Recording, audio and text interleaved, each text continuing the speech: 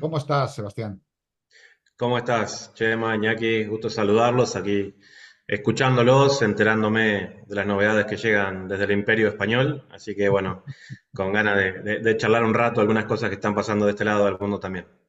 Claro, primero por ahí por encima, dos cositas nada más, porque aprovechando que estamos los tres, una que me han preguntado, Pascal Izaguirre aquí, dice, la barbarie sionista no tiene límites, han encontrado una nueva masacre con cuerpos de niños decapitados. Sí, todo lo que se está viendo y el silencio atroz de los medios del imperio que se ponían el grito en el cielo con unos supuestos muertos en Bucha que para ellos era ya clarísimo quién era el culpable, el genocidio, etcétera. Bueno, aparte de esto, decía Pascal, que estaba buscando lo que me había dicho, que me había pedido él, sí, aquí era, que estaba muy preocupado por la entrega a los nazis ucranianos de misiles de largo alcance de 300 kilómetros y teme, dice él, que ataquen centrales nucleares, que están claros que la guerra está perdida. Mi primera opinión ante eso es, brevemente lo digo para abordar cuatro cosas breves, mi primera opinión es que las centrales nucleares es algo que es como que no sabes, en esas distancias te puede estar cayendo el problema a ti en tu país, eso es absurdo de origen. Yo creo que incluso el ataque a la central nuclear de Zaporozhye son ataques que saben que van a ser frenados, pero que intentan amenazar lo máximo posible para que de algún modo rinda el territorio Rusia ante la amenaza de que aquello se vuelva un problema, un peligro, pero no lo está haciendo. Y yo sí que temo, solo un poquito, pero digo un poquito porque creo que Rusia hasta ahora todas estas variables las tiene claras y si ve que esa variable puede llegar a ese nivel, no va a tener problema en soltar un Sarmat y reventar todo lo que haya que reventar en Ucrania para resolver. No sé qué opináis vosotros, Sebastián. Sí, sí, evidentemente son tácticas más vinculadas al concepto de terrorismo que a una estrategia militar, ¿no? Es también lo que estuvimos viendo con las acciones de prensa que intentaban decir de que la República Islámica estaba sufriendo un bombardeo en la ciudad de Isfahán, porque es donde está Natanz, la planta nuclear. Evidentemente, ante las derrotas militares, ellos utilizan esa estrategia que de alguna manera tienen en práctica desde hace mucho tiempo, y es intentar generar terror sobre las propias sociedades y a partir de eso tratar de buscar divisiones internas, ¿no? Mm. Yo Em, pienso que hay una cuestión muy clara y es que Rusia sabe perfecto, o ha asumido, quiero decir, Rusia ha asumido que toda la extensión de Oriente Medio, incluso más amplia, todo lo que va prácticamente desde Afganistán hasta Turquía o hasta Rumania o hasta Ucrania, y baja un poquito para el sur, baja ya directamente pues a Siria, a toda esa zona y baja ahí en esa extensión, todo para ella es un flanco que debe defender a cualquier precio. Que debe defender a cualquier precio, porque ya lo que está Occidente haciendo es hacer un círculo militar entero. Por ahora, la parte más débil la tiene el Océano Ártico. El Océano Ártico por ahora, tanto por dos razones, porque está helado todavía, pero cada vez más en verano se deshiela de tal forma que ya barcos con muy poca preparación técnica pueden pasarlo, pero se va, y luego porque hay una superioridad naval y tecnológica tan tremenda por parte del ejército ruso que por ahora ni el ejército canadiense, ni el norteamericano, ni el noruego, ni el finlandés, ninguno de estos está en capacitado para hacerle una pugna a Rusia en el Océano Ártico. Pero si nosotros vemos de ahí para abajo, empezando ya desde Finlandia en la actualidad, desde Noruega y toda esa historia, y desde Islandia también, para abajo circulando todo, le han puesto a Rusia, y no solamente a Rusia, le han puesto a Rusia, a Afganistán, a Pakistán relativamente, a Tíbet, a Nepal, bueno, Tíbet es China, un poquito amenazando a la India y a todo China, y a Corea del Norte y subiendo por arriba a toda la extensión de China hasta llegar al Pacífico Norte, Norte, Norte, hasta prácticamente otra vez Siberia, ¿no? Ahí están creando una frontera que Rusia sabe y China saben que ahí se la juegan. Y tienen tres puntos críticos. Oriente Medio por una parte, por otra parte toda la zona del Hindu Kush, una parte de toda esa zona, y luego Corea del Norte, por donde pueden entrar en tierras, en una invasión marítima, quiero decir, y luego ya toda la amenaza que para eso supone China, oye, perdón, Japón, etcétera. Y saben que esos son los puntos centrales en los cuales se juegan la supervivencia, no es que sea un bombardeo nuclear. Bien, ¿qué ocurre? Que China sabe que Oriente Medio es en estos momentos, en Ucrania ya han vencido, es en estos momentos el punto débil donde todavía no tienen segura la victoria. La tienen bastante controlada, pero todavía no la tienen segura, porque hay grandes potencias que se pueden pasar. A un lado está Turquía, que tiene un ejército muy poderoso, al que siguen armando la OTAN. Está todo el conglomerado, hay las tensiones entre Pakistán y la India, etcétera, etcétera. Y eso lo tienen como el punto crítico y ahí no van a ceder. Y por tanto, cualquier amenaza de Israel de atacar a Irán o cualquier pretensión de Turquía de pasarse a la OTAN o cualquier alianza, por ejemplo, por poner un caso, entre Arabia Saudí y Egipto y Jordania, etcétera, etcétera, en ese sentido va a ser considerado por Rusia como una amenaza de supervivencia y por tanto va a tomar las medidas que sean pertinentes. En esa amenaza de supervivencia que supone cualquier ataque a Irán como pieza fundamental. Siempre hemos dicho, China y Rusia están unidas en destino, pero realmente si hay una pieza mayor fuera de China y Rusia que es imposible que la dejen caer ni un poquito, ese es Irán. O sea, si quitas a Irán de la ecuación, tienen un hueco en medio China y Rusia que los revienta a los dos y entonces no pueden hacerlo. En ese sentido, creo que Irán sí lo sabe Irán tiene los acuerdos necesarios e Irán ha dado el paso que ha dado ahora en ese contexto, ¿no? Pero claro, volvemos a decir lo mismo, las guerras en Occidente las ganan sin ganarlas en la mediática y en la narrativa. Y de repente me encuentro ayer esto, que te muestro, son poquitos segundos, pero os lo muestro. En RT, Argentina pide la captura del ministro que está visitando, por cierto, Pakistán ahora, nada menos Irán visitando Pakistán, otra potencia nuclear, pide la captura del ministro del Interior de Irán por el atentado a la AMIA. Aunque en Argentina creéis que todo el mundo lo sabemos, en realidad os aseguro que ellos han hecho que el mundo no se entere de aquel montaje de AMIA, montaje con real, ¿no? Quiero decir, con un dolor real, un shock real de daños en Argentina, pero que al mundo se le ha tapado mucho y tú preguntas, aquí no sabe nadie. Yo creo que hasta cuando te pasé lo de AMIA yo por el WhatsApp le puse AMIA o algo así, porque era según lo oía, ¿no? Bueno, la Cancillería reclamó la detención internacional de Ahmad Bahidi, señalando por la justicia local como uno de los responsables del ataque que en el año 94 provocó la muerte de 85 personas. Vamos a ver simplemente el relato inmediato que hacen. Más noticias en breve. La Cancillería argentina pide la detención del ministro del Interior de Irán, acusado de ser uno de los autores intelectuales del atentado a la Asociación Mutual Israelita Argentina, la AMIA. Según Buenos Aires, el alto funcionario de Teherán se encuentra en una comitiva que visita Pakistán y Sri Lanka, por lo que pidieron la intervención de la Interpol para lograr la extradición. El ataque contra la Mutual Israelita, ocurrido hace casi 20 años, se cobró la vida de 85 personas y en una sentencia reciente, la justicia argentina dijo que hubo responsabilidad iraní. Nada, hasta ahí nos hacen el breve y creo que esto merece explicaciones, comentario y de todo, ¿no?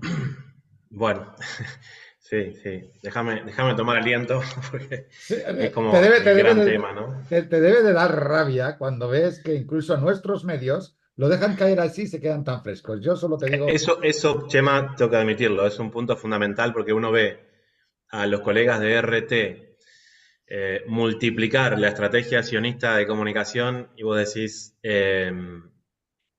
¿se lo creerán ellos realmente? ¿Son parte de esa estrategia? A veces tengo mis dudas. Pero cuando vemos la postura de la Federación Rusa vinculado al genocidio del ente sionista sobre Palestina y su tibieza en algunos puntos, bueno, uno puede llegar a sacar ciertas deducciones. Sí hay que decir que la Federación Rusa es el único de los 5 del Consejo de Seguridad de Naciones Unidas que pidió un alto al fuego, primero, y que no fue aceptado cuando empezó todo esto, que hay que decir que está cumpliendo hoy 200 días el ataque de este genocidio que estamos viendo en esta etapa sobre la Franja de Gaza. Pero dicho esto, los títulos que ahí ponen los colegas de RT son por lo menos falaces, ¿sí? Porque reproducir un comunicado de Cancillería Argentina no necesariamente refleja la realidad, en varios aspectos. Primero, retomar la noticia que ellos reflejan en sí. El pedido de captura internacional que hace la Cancillería Argentina es cierto, sobre el ministro del Interior de la República Islámica de Irán, el ministro Vahidi. También es cierto de que estaba en la comitiva con el presidente Raisi, que estaba en Pakistán. Ahí me parece que es un tema interesante también para darle seguimiento.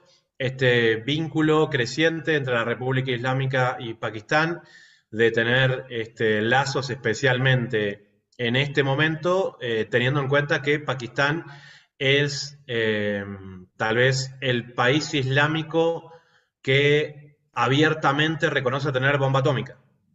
No es cualquier país, Pakistán, es ese país. Y seguía para Sri Lanka la comitiva. Hay que decir que esta noticia se ve que todavía no lo tenía. Cuando la comitiva salía de Pakistán hacia Sri Lanka, el ministro Vahidi regresó a Irán. Horas después de que Argentina pide la alerta internacional de Interpol, alerta roja, para la detención de él. Entonces, no sé, lógicamente ahí mostraron una agenda de que el ministro Vahidi ya tenía otro evento en la República Islámica y que tenía que regresar, pero hay que decir que coinciden esas dos cosas. No hubo ningún problema en Pakistán. Tal vez si la Interpol en Sri Lanka actúa de oficio, si pudo haber existido algún problema, no lo tenemos del todo seguro. Creo que ante la duda puede haber existido la posibilidad de que regresaran a Irán. Dicho esto, también hay que decir que lo que pasó en las últimas semanas, que reproducen los colegas de RT, también es una trampa y es un blog, no un blog, una operación de prensa. ¿En qué sentido? Cuando el presidente Milei va hace 10 días a reunirse con la secta judía que lo creó y que financió toda su aparición mediática, que es la Chabad Lubavitch, que es como la secta judía sionista más vinculada al poder financiero mundial. Son por sobre todo los que tienen el dinero, vamos a decirlo en esos términos, y que él fue a recibir un reconocimiento o algo así de embajador de la luz, así como lo escuchamos, aunque estemos en las tinieblas. Esa gente que, hay que decirlo, hace 3 meses apenas les encontraron túneles subterráneos debajo de la sinagoga principal que ellos tienen en Nueva York, absolutamente escondidos e ilegales, en los cuales se encontraron cochecitos de bebés, cunas, muchos, que ellos no supieron explicar el origen, ¿sí? Y hay investigaciones y denuncias por desaparición de menores y actos pedófilos por parte de esa secta judía. Por eso, cuando Milei se iba a encontrar con ellos, prefirieron cambiar el lugar y se fue a la sede de la Chabad Lubavitch en Miami y no quiso ir a la de Nueva York porque era debajo de ese lugar donde están esas bóvedas, ¿sí? Que no es un tema menor, bóvedas que conducen después a una serie de lugares donde la gente de esta religión se da una especie de baño sagrado, que tienen como unos lugares que ellos se dan un baño purificador o algo así, y justamente... cosa que no estaba aprobado por el Colegio de Arquitectos de Nueva York ni nada, les encontraron estos pasadizos que se entraba a través de una rendija así chiquita. Cuando Milei va a ese evento, el mismo día, la justicia argentina, a través de una operación de prensa, dice: después de 30 años, el 18 de julio de este 2024, se van a cumplir 30 años del atentado a la AMIA. El Poder Judicial de la República Argentina dictamina, palabras más, palabras menos, que los autores del atentado a la AMIA y de la embajada, todos juntos, mezclaron, fueron Irán y Hezbollah. Entonces, Milei le lleva como una especie de ofrenda a toda esa gente exactamente el mismo día, después de 30 años, lo cual evidenció, ¿no?, el nivel de operación que tenía todo eso. Ahora, la información en sí es falsa sobre la causa, porque ¿Qué es lo que hicieron? Hay dos causas paralelas. Una es la causa sobre el atentado a la AMIA en sí mismo. Y otra es la causa por lo que es la obstaculización de la investigación. ¿Sí? Y la que tuvo un fallo no fue la causa para ver quiénes eran los culpables, sino que fue la causa que está en otro juzgado, que tiene otro juez, que son paralelas pero que no se tocan, por obstaculizar la justicia. Y esa causa, que la tiene el juez Maíquez, emitió un fallo, y aunque no lo crean, y una gacetilla de prensa, que la entregó el mismo juez. La gacetilla de prensa dice una cosa diferente al fallo. Y en el fallo no dicen nada de Irán y de Hezbollah, y en la gacetilla de prensa sí. Pero vos en una gacetilla de prensa es un papel del cual no te haces responsable. Pero todos los medios sionistas argentinos y todos los que lo retomaron, incluyendo el New York Times, el Washington Post, la BBC, todos que trabajan de manera conjunta, toman la gacetilla de prensa del juez Maíquez, que está en el juzgado 6, que es otro juzgado diferente al de la causa AMIA. Y entonces realizan esa operación de prensa para decir, finalmente, el Poder Judicial de la República Argentina, porque no me gusta decir la justicia, que es un valor en sí, pero el Poder Judicial es otro grupo de gente que es otra cosa, obviamente penetrado en todos los sentidos de la palabra por el sionismo en Argentina, dictaminó esta cosa. Entonces, claro, como lo empiezan a ver en todos los medios de comunicación, todo el mundo empieza a repetir esa cosa. La Cancillería Argentina, que si querés, lo preparé para acá el comunicado porque me imaginé que iba por ahí, lo puedo leer porque es vergonzoso, Chema, ahora sí necesito anteojos. Lo puedes compartir si son quieres. Dos párrafos. Son 2 párrafos, vale. Sí, es muy, muy cortito. Acá tengo el comunicado, cualquiera lo puede ver en la página principal de Cancillería Argentina. Este es el título, dice: Argentina pide la detención del ministro iraní Ahmad Vahidi, uno de los responsables del atentado a la AMIA. O sea, ¿cómo se te puede ocurrir decir semejante cosa desde la Cancillería Argentina cuando no hay una sola prueba vinculada a eso? Sin embargo, es el título que refuerza esa campaña de prensa de la gacetilla que emitió, lógicamente, adrede el juez Maíquez para confundir sobre la realidad del fallo. La mayoría de la gente, yo te digo, Chema, acá en Argentina tampoco están cansados de esta historia y no distinguen entre el juicio por encubrimiento y el juicio por el atentado. Sobre el juicio por el atentado no hubo nada, absolutamente nada. Sobre el juicio del encubrimiento salió esto y el texto dice: la Argentina reclama la detención internacional de los responsables del atentado a la AMIA de 1994 que provocó la muerte de 85 personas y continúan en sus puestos de poder con total impunidad. O sea, adjetivando y dando, o sea, dando una postura que se contradice incluso con el Poder Judicial argentino. Uno de ellos es Ahmad Vahidi, requerido por la justicia argentina como uno de los responsables del atentado a la AMIA. Este individuo, dice de esta manera se refiere a la Cancillería Argentina sobre el ministro de Interior de la República Islámica de Irán. Individuo, le dicen. Este individuo es actualmente ministro del Interior de la República Islámica de Irán e integra una comitiva gubernamental que se encuentra en Pakistán y Sri Lanka en estos días. En ese marco, a pedido de las autoridades argentinas, la Oficina Central de Interpol, con sede en Lyon, emitió una circular roja para su detención. Con motivo de su viaje, Argentina ha solicitado a los gobiernos de Pakistán y Sri Lanka la detención del acuerdo por los mecanismos de Interpol, paralelamente al trabajo que está haciendo el Ministerio de Seguridad de la Cancillería con la intervención de las embajadas en nuestro país de Pakistán y la India, y la Oficina Central Nacional en Buenos Aires. De Interpol, de la Policía Federal Argentina, pidió a su contraparte en Islamabad que proceda a la detención preventiva. Bueno, este nivel de confusión adrede es la que existe en la República Argentina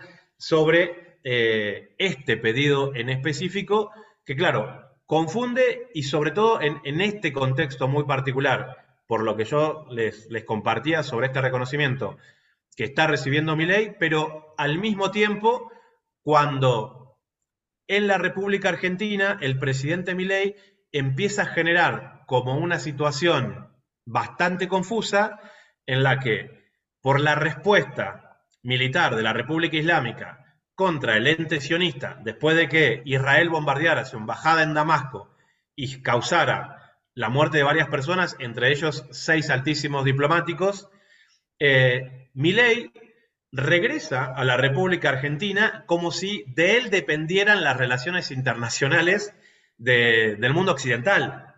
Y le hace creer, a través de otras operaciones de prensa, a una parte importante de los argentinos y las argentinas que al él tomar una postura absolutamente favorable al ente israelí, pone en peligro, ¿sí?, a la sociedad argentina, porque Argentina podría ser propensa de un nuevo atentado terrorista. Y acá es como que se da este gran asunto que genera confusión incluso en periodistas que se consideran a sí mismos avesados, porque en los atentados del 92 y del 94, Embajada de Israel y AMIA, como se menciona acá, con esta ventana de Overton que ustedes hablaban antes, los analistas de izquierda del mundo del progresismo y algunos que se consideran a sí mismos incluso vinculados a los derechos humanos, instalan la teoría de que, como Argentina durante el gobierno de Menem participó de lo que se conoce como la Guerra del Golfo, en Oriente Medio le generaron un cierto odio a la República Argentina que generaron desde el mundo islámico esos 2 atentados. Y eso es la teoría más macabra que uno puede llegar a pensar, porque primero, al venir de analistas que no vienen de la derecha, ¿sí?, argentina, esto dentro del mundo del progresismo permea y tiene mayor credibilidad. Entonces, estos periodistas que dicen estar en contra de Israel, del gobierno de Netanyahu y de los anteriores también, siguen manteniendo el imaginario de que el atentado viene del mundo islámico. Y entonces, cuando Milei ahora toma esta postura de encolumnarse, dicen, si llega a haber otro atentado, ¿sí?, otra vez es la motivación que viene, supuestamente, ¿no?, desde el mundo islámico por la postura del gobierno argentino vinculado a los conflictos de Asia Occidental u Oriente Medio, como más les guste decirlo. Entonces, realmente se crea una situación bastante compleja, en donde justamente en el contexto del 30 aniversario del atentado a la AMIA, estas cosas vuelven a resurgir. Aquí algún compañero me habla de Pescando Rabiosos del fallo de casación y que esos jueces son los mismos que comen asado, dice mi minor, en lo de Luis, el inglés. Por otro lado, Pescando Rabiosos dice, no solo Máiquez, Ledesma y Barroeta Beña también, al menos hay que mencionar sus nombres. Está claro que el fallo ya estaba diseñado, cambia por completo el eje de la investigación sin tener el menor sustento. Están añorando que ocurra un atentado en el país si es que no lo diseñan ya ellos. Y también hablan pues del suicidado, juez suicidado, que es que son muchos detalles que llevan a una conclusión nada conspiranoica en este caso. Creo que es que aquí vas atando cabos y esto es como la navaja de Ockham, ¿no? La solución más simple es la más plausible en este caso, ¿no? Sí, porque, bueno, el tema de la muerte de Nisman, hay que recordar, por lo menos desde mi perspectiva, generó la victoria de Macri en el gobierno, ¿sí? Ese imaginario de que Cristina o el peronismo pudo estar vinculado a la muerte de Nisman, que hay que recordar, era el fiscal que investigaba la causa AMIA y que en un momento hace una declaración mediática diciendo que Cristina estaba vinculada a obstaculizar la causa AMIA porque años antes habían hecho un acuerdo de entendimiento entre el gobierno de Cristina y el presidente Mahmoud Ahmadinejad, en el cual llegaban a algo, me parece a mí, relativamente sensato, y era que el gobierno iraní permitiera que jueces o fiscales argentinos viajaran a Irán para tomar indagatoria de los supuestos acusados. Y después vieran ellos si esas indagatorias les servían o no para la causa. Lógicamente ellos no estaban dispuestos a enviar absolutamente a nadie, además de que no hay un sistema de extradición entre los dos países, porque saben que el poder argentino, el poder judicial argentino es manejado desde Tel Aviv, y sobre todo en esta causa, y en el caso de Nisman fue escandaloso porque se comprobaron los sueldos que le llegaban a través del banco Hapolim a Colonia, en Uruguay, directamente desde Israel. Y era tan escandaloso después de que murió que no sabían cómo tapar esas cuentas que llegaban a nombre de la madre de Nisman a Colonia del Sacramento en Uruguay, que tuvieron que cerrar la sucursal del banco, ¿sí? Ese nivel de perversión tenían de naturalizar que un fiscal argentino que investiga este atentado podía, por alguna causa, recibir dinero directamente desde Israel. Nunca pudieron negarlo. Y cuando él sale a denunciar que este acuerdo entre la República Islámica y la República Argentina, en el cual Argentina decía, bueno, que vayan a indagar a los acusados allá, despertó todas las alarmas porque, claro, imagínate vos que junto con el juez o con el fiscal viajaran 100 periodistas de Argentina y empezaban a darse cuenta de que toda esa construcción que habían hecho sobre Irán era toda una farsa. O sea, acá la gente cree que Irán es así como un país que la gente vive en cavernas y ese tipo de cosas, porque deliberadamente se creó esa imagen, ¿sí? Acá la gente no sabe que Irán es un país que es mucho más desarrollado tecnológica y científicamente con Argentina, y que sobre todas las cosas siempre históricamente fueron grandes aliados, ¿sí? Hay que reconocerlo, incluso durante la etapa del Shah, ¿sí? Durante la monarquía. Acá tenemos la Plaza Irán, están los monumentos de la etapa del Shah, pero cuando empieza la revolución en 1979, impulsada por la figura del Ayatollah Khomeini, Argentina fue el único país de Occidente que accedió a venderle armamento a la naciente revolución islámica que defendía en esa guerra que fue la más larga del siglo XX, que en Irán se conoce como la Sagrada Defensa, contra los ataques de Saddam Hussein e Irak.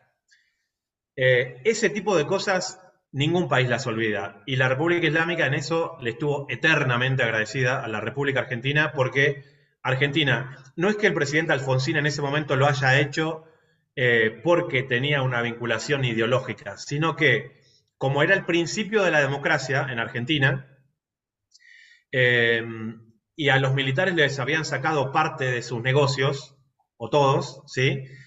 Había una industria militar argentina que para ser regional era bastante potente e importante. Entonces, lo que hace Alfonsín es decir, les dejo a los militares argentinos que sigan manejando fabricaciones militares y que ellos exporten a donde encuentren clientes, ¿sí? Armas argentinas, y nosotros no les ponemos ningún problema. Y eso hacía que tuvieran a una parte del ejército argentino que acababa de tener la dictadura más sangrienta entre el 76 y el 83, con 30.000 desaparecidos, compatriotas nuestros, y les dejaba ese negocio, Alfonsín. Ahora, a Irán eso le vino fantástico, porque no solamente le vendieron fusiles, sino también armamento pesado y demás. Por eso existe la Plaza República Argentina en el centro de Teherán, que es uno de los pocos lugares que tiene nombre de otro país dentro de la capital del país persa. Y al mismo tiempo eso se mantuvo en una coordinación de lo que es el programa nuclear, que se complementaban mucho Irán y Argentina, con acuerdos a nivel científico que duraron incluso hasta 2 meses antes del atentado a la AMIA. Argentina estaba exportando un reactor nuclear a Irán y era lo que Israel estaba desesperado por cortar de cuajo. Entonces, ahí vimos que en un imaginario, claro, la mayoría de la gente no sabe de que Irán y Argentina tenían un nivel de comercio tan grande y tenían este nivel de proyecto incluso a nivel nuclear para desarrollo pacífico de esa energía, que es absurdo que la República Islámica haya querido hacer un atentado terrorista con el que es tu mayor socio de Occidente, ¿sí? Es absurdo en todo sentido. Y entonces, para embarrarla un poco más, dicen, pero también fue Hezbollah, junto con ellos. O sea, ni Hezbollah ni Irán nunca estuvieron acusados de hacer ningún atentado terrorista en ningún lugar del mundo. Y si no, que vengan y lo cuenten y que presenten cuál es el caso. Eso es una creación de industria argentina porque el proyecto israelí para la República Argentina necesita sí o sí que Argentina no tenga relaciones diplomáticas con Irán. Porque lógicamente, al hacer enemigos confesos, Irán e Israel, evidentemente Irán de alguna manera siempre puede mostrar la realidad de lo que significa el ente sionista en esa parte del mundo donde ellos ya los conocen perfectamente. Entonces, todo lo que está vinculado a la causa AMIA es todo un gran montaje, e incluso el atentado a la embajada de Israel. En los dos casos intentaron contar la historia de que hubo coches bombas, ¿sí? Porque son parte del imaginario occidental de cómo se hace un atentado en Asia Occidental. En ninguno de los dos, ni en la embajada de Israel, ni en la AMIA, hubo coche bomba. Entonces, lo que ellos hicieron es crear un imaginario de que hubo un coche bomba cuando en realidad fueron dos implosiones internas, que Israel mismo las puso dentro de sus sedes, y generar una investigación sobre algunas personas vinculadas a la embajada de Irán que en ese contexto habían vendido o comprado un automóvil y ellos dijeron de que justo ese automóvil había sido el que había explotado ahí adentro. Hay grandes investigaciones que demuestran que nunca hubo ningún coche bomba. En lo de la embajada de Israel, que fue en el año 92, fue tan vergonzoso que el ministro Manzano en ese momento se puso a hablar del coche bomba, que era una camioneta F100 supuestamente, y La Nación, que es un diario de ultraderecha, tiene un artículo de ese momento que dice: La Nación mandó 12 periodistas, no ni uno, ni dos, ni 8, 12 periodistas a ver dónde estaba el cráter del que hablaba el ministro Manzano, y no existía. Y volvieron al día siguiente y el ministro seguía hablando de un cráter que no estaba, hasta que una noche los agentes de la Policía Federal Argentina, con pico y pala, días después armaron su cráter para contar la historia de la F100. Y en el caso de la AMIA, es prácticamente igual de ridículo lo que hicieron ya. En el momento en que se da la explosión, ya prácticamente estaba en vuelo el avión desde Tel Aviv hacia Buenos Aires, que ya habían coordinado eso.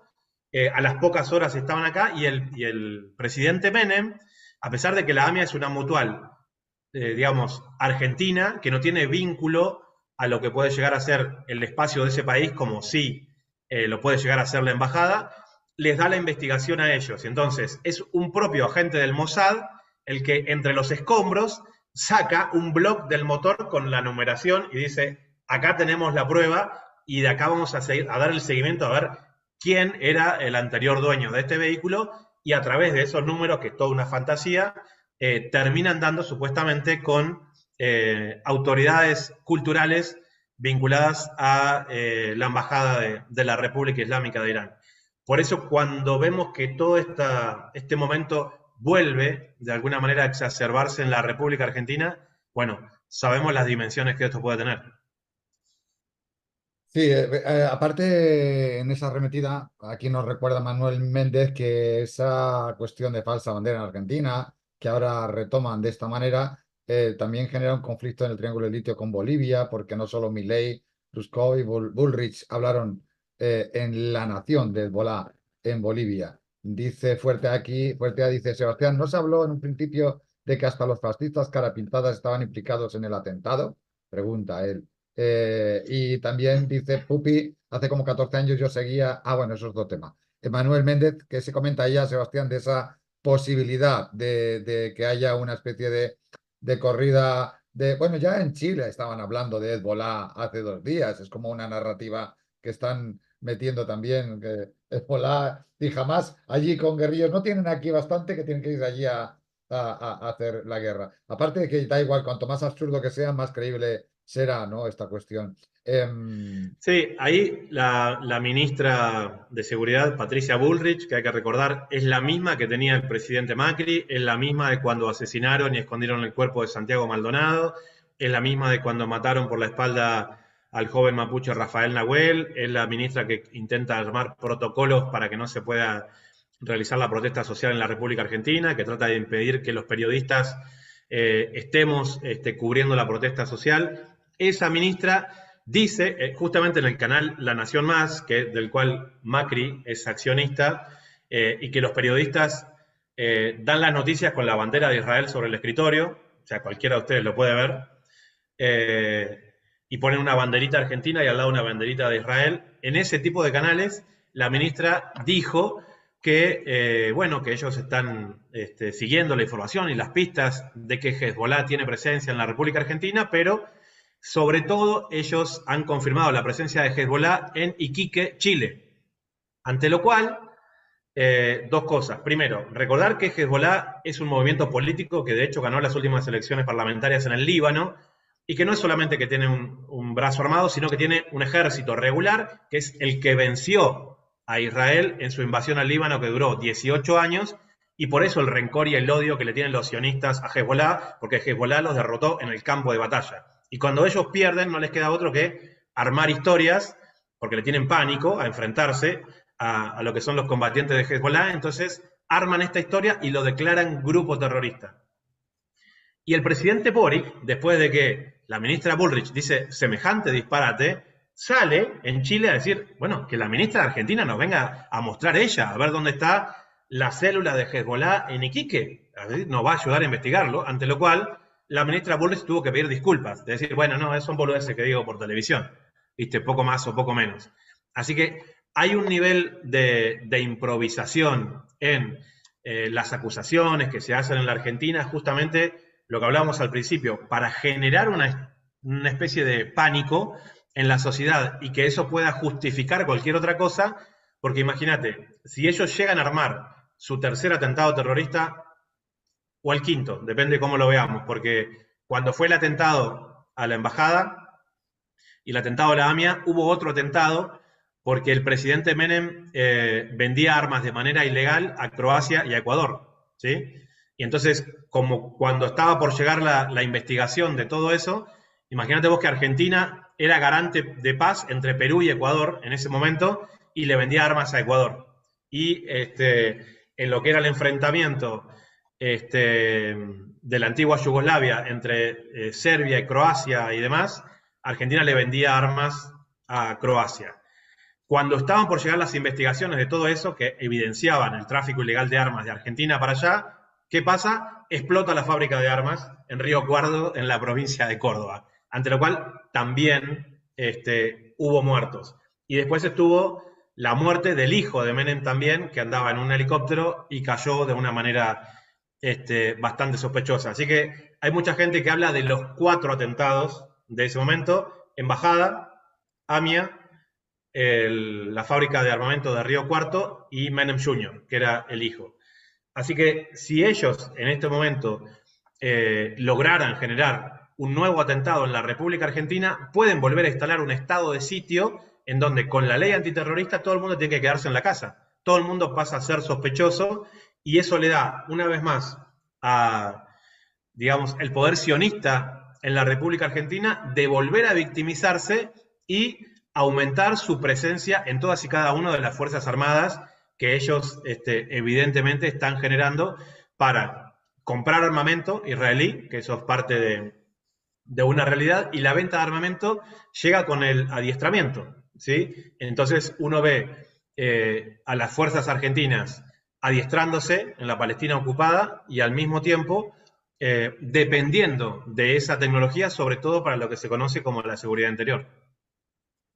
Lo que dice aquí Esmeralda Negra creo que tiene mucho sentido. Están creando el contexto, la causalidad, crean el problema para dar ellos la solución con ad hoc. Sí, es así. Cuando vemos en términos prácticos, hay mucha gente que se sorprende. Sumados, vamos a decir, porque si la víctima de esto lo ponen a Israel, ¿no? Sobre los atentados del 92 y el 94 en Argentina.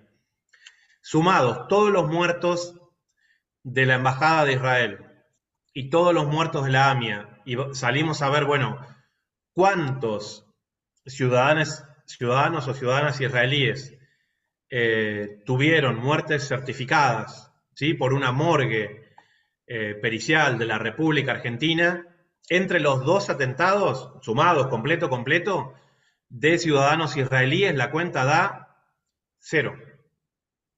No hay ninguno. No hay ninguno.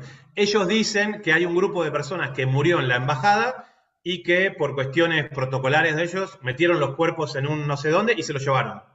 Pero no pasaron nunca por una morgue en Argentina para que identifiquen los cuerpos. Entonces, murieron sí compatriotas míos que profesan la religión judía. Eso es otra cosa, absolutamente diferente.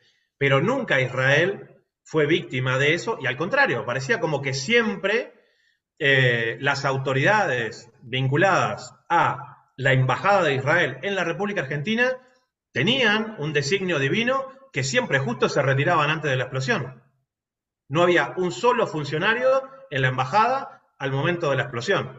Y algo muy, muy parecido pasó en la AMIA, donde solamente había gente vinculada a las tareas administrativas de bajo rango, vamos a decirle, de esa manera. Y que a mí, años después, me tocó hablar con varios de ellos y todos coincidían en una cosa. Los sobrevivientes, te digo, que estuvieron en la AMIA. Y me decían, y se lo decían a un periodista que estaba cubriendo para un canal iraní, como es Hispan TV. Dicen, en el momento de la explosión, nunca sentimos que explotaba la pared. Lo que explotó fue el piso. Me dicen, yo estaba en el segundo piso y me quedé sin piso. Y de golpe empecé a caer para abajo. ¿Sí? Me dice, esa historia, y eso me lo dice un sobreviviente, esa historia de que la explosión vino de afuera es absolutamente falsa. Por eso también se habla mucho de dos explosiones, y eso lo dicen varios testigos y sobrevivientes. Por eso, bueno, el nivel de montaje que se ha hecho sobre todo esto, incluso desde un famoso en aquella época, ¿no? Moatamer, que era una persona que simplemente por tener nacionalidad de Irán y que era una especie de, no sé cómo decirlo, de persona que atestiguaba en contra de su propio país y se refugió en ese momento en Venezuela, lo tomaron como que era una persona que podía revelar la verdad absoluta. Y este tipo, Moatamer, de nacionalidad iraní, dijo y contó una serie de cosas, ante lo cual el presidente Menem, para que nos demos una idea de la dimensión de este montaje, puso a disposición del juez el Tango 01, o sea, el avión presidencial de ese momento, para que el juez salga raudamente hacia Venezuela en ese momento a tomar una declaración, que volvieron y armaron, ¿no? Todo parte de esto, que después, a quien le guste seguir estos temas, el propio Moatamer dijo 10 años después, dice, no, a mí me pagaron por armar una historia ahí desde Venezuela, cobré un poco de plata por eso y nada más. Pero nada de lo que yo dije ahí ni es verdad, ni tenía información, ni tenía nada que ver con esa historia. Así que ese es el nivel de vulnerabilidad que existe en Argentina vinculado a la seguridad nacional y lamentablemente es como que lo vemos una vez más escalar en ese sentido. Manuel Méndez, Sebastián Salgado dice Manuel Méndez, Sebastián Salgado tiene una honestidad de acero. Lo importante es cómo argumenta con los hechos, no con quien hable. Un buen periodista habla con todos. Gracias, Manuel Méndez, por eso. Lo tenemos aquí como periodista de cabecera, hermano de lucha, de trinchera, de guerrillera y de miembro de la dirección de este canal también.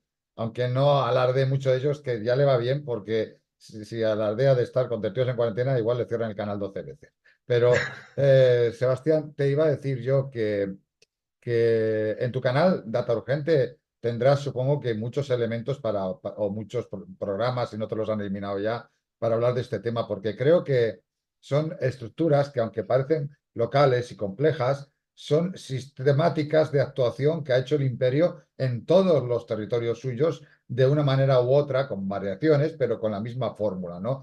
Lo de los jueces, bueno, yo te diré que aquí, fíjate, es muy antiguo, supongo que ya desde el tardofranquismo, desde el franquismo estamos, desde el franquismo ya se decía, hay un refrán valenciano que es así un poco trabalenguas que dice setze chuches de un chutgat, menchan feche de un penchat, y eso significa setze chuches, 17 jueces de un juzgado, de un chutgat, menchan feche, se están comiendo el hígado de un penchat, de un colgado, de uno que han juzgado, ¿no? Entonces, como diciendo, ellos son los que se alimentan de lo que juzgan, ¿no? De los fallos, ¿no?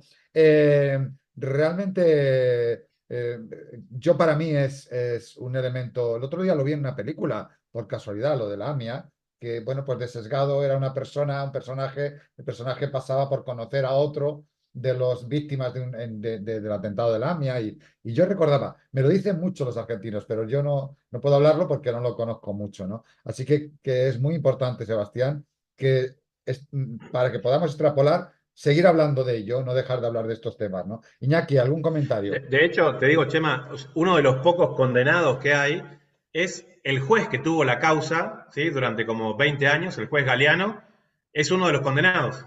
Para que te des una idea cómo está el juez que le tomó la declaración a este Motamer en Venezuela, es como que el que armó todo antes del trabajo que hizo el fiscal Nisman para Israel, porque estaba rentado para Israel, y sin embargo es como que las cosas siguieran de una manera en que la gente todavía puede llegar a seguir esperanzada en que se haga justicia, ¿no? Vinculado a esto. Y entonces se esfuerzan mucho en el montaje, por lo menos mediático, que es parte de esta campaña, en la que veo que, hay que reconocerlo, no solo cayeron los amigos de RT, sino que es increíble, y hasta me cuesta reconocerlo un poco porque lo admiro mucho, cayó el propio Thierry Meyssan.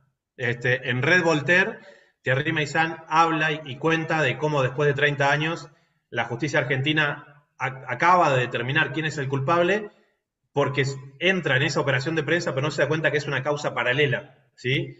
Y la verdad que hay que reconocer que ellos en ese sentido lo trabajan muy bien. Porque hay otra cosa vinculada a esto, y es que la causa contra Cristina permanece abierta. Entonces, si ellos vuelven a crear este concepto de Irán es un Estado terrorista y Hezbollah es un Estado terrorista, si Cristina hizo un acuerdo con la República Islámica a través de su canciller, y hay que decirlo, esto mucha gente se olvida, el acuerdo de entendimiento entre el gobierno de Cristina y el de Mahmoud Ahmadinejad en Irán pasó por el Congreso argentino.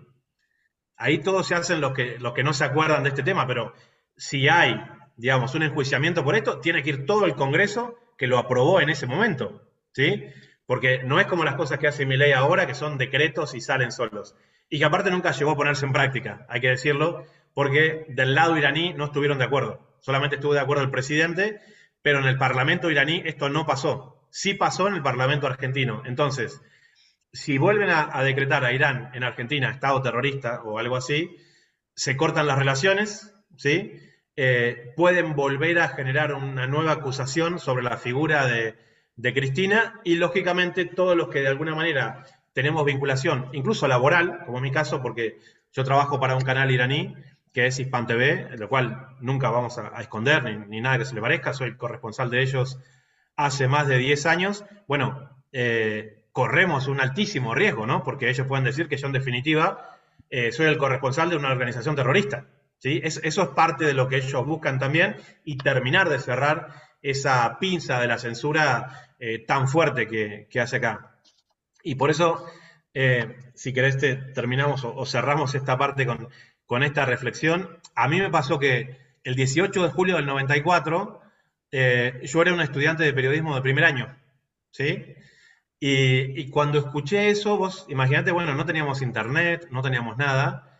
Ellos, a través de esas operaciones de prensa, lograron crear en mí ese imaginario sobre el mundo islámico, sobre Irán.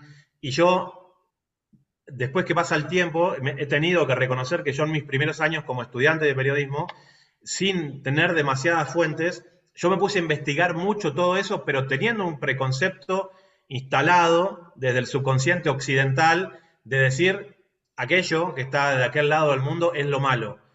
Y claro, cuando uno es persistente, después te das cuenta de que todo ese manojo de información en realidad es producción de una serie de intereses económicos y políticos que se convierten en un proyecto de prensa. Y yo te diría que pasaron, yo ya me había graduado, trabajando en el campo profesional, de lo que pasó en la AMIA, yo creo que pueden llegar a haber pasado unos 10 años hasta que yo me di cuenta y tuve, vamos a decir, mi propia teoría de que quien cometió el atentado fue el propio Israel. Fue el propio Israel.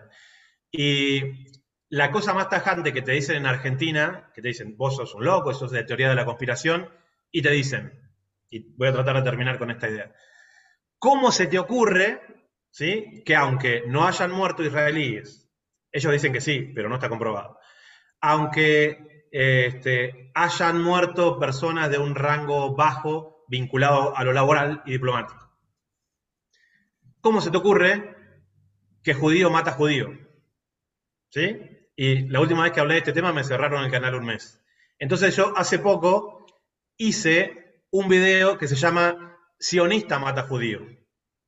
Y entonces yo ahí cuento la historia, que es una de muchas, en la cual en el puerto de Haifa, en el año 1940, cuando Palestina todavía estaba bajo el mandato británico, pero el proyecto sionista ya articulaba con los nazis de Europa a través de la figura de Adolf Eichmann, y llevaban familias judías que por un lado eran perseguidas por el nazismo y buscaban un lugar donde asentarse, ellos mismos coordinaban de que esas familias judías llevarlas a Palestina, y ya, digamos, los grupos terroristas que ellos tenían al frente ya estaban operando en esa parte del mundo. La Haganah, el Irgun, la banda Stern, ya estaban operativos en Palestina.